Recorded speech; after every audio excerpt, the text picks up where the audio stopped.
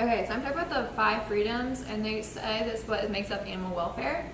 So history of it, it all started when Ruth Harrison over here on the left, she wrote a book called Animal Machines, and it describes some intensive lifestyle practices happening in Britain. And so it triggered a committee to be made in Britain to discuss animal welfare rights.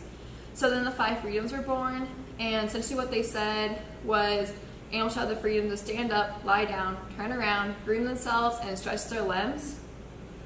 So then the 5 freedoms written out are freedom from hunger and thirst, so by ready access to fresh water and a diet to maintain full health and vigor. Freedom from discomfort, so by providing an appropriate environment including shelter and a comfortable resting area. Freedoms from pain, injury, or disease by prevention or rapid diagnosis and treatment. And freedoms from to express normal behavior, so to provide sufficient space, proper facilities, and company of animals of their own kind.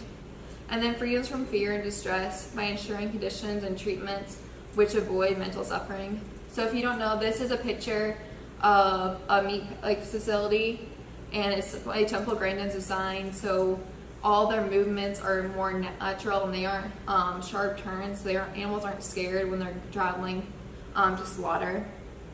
So animal welfare is a makeup of all 5 of these 5 freedoms, and they make up the well-being of animal.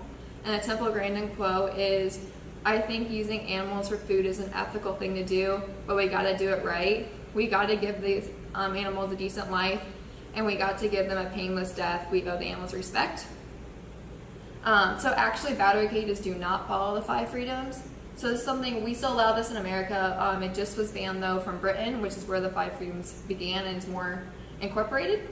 So it breaks the freedom to express normal behavior because they don't provide enough space for the birds to move and to flap their wings and groom themselves.